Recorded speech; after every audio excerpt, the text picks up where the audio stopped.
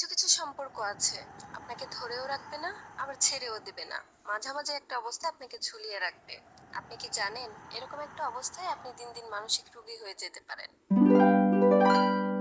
হ্যাঁ ভাবি, কেমন আছেন? হ্যাঁ ভালো। এখন পড়ালেখা করে কম, বুঝছেন, মনোযোগ কম এখন। আর আমি বেশি কাজে থাকি, তো কাজে ব্যস্ত থাকি, কারণে ওরা দেখাশোনা কম করতে পারি। পরীক্ষা কিরকম করে আল্লাহই জানে। আপনার ছেলে তো ভালোই পড়াশোনা করে, তাই না? ভাবি, আপনি খোঁজ নিছেন, আমার আসলে অনেক খুশি লাগছে।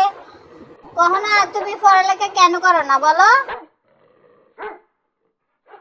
এখন তো চুপচাপ থাকো, সমস্যা কি বলো? আম্মা, আমি তো ঠিক মতো পড়াশোনাও করি আর কথাও বলি, তুমি দেখো না?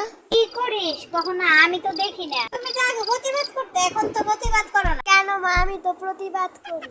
তুমি তো বকা দিলে আমি টয়লেটে যাই। আম্মু, টয়লেটে যে দাঁত মাজা ব্রাশ দিয়ে ব্রাশ করি। টয়লেটে ব্রাশ করলে কি কখনো তোমার রাগ কমে? টয়লেটে গেলে আমার মন ভালো হয়ে যায়। আম্মু, তোমার দাঁত মাজার ব্রাশ দিয়ে টয়লেট পরিষ্কার করি। ছি, এসব কি বলিস? আমি কি নোংরা ব্রাশ দিয়ে দাঁত মাজি?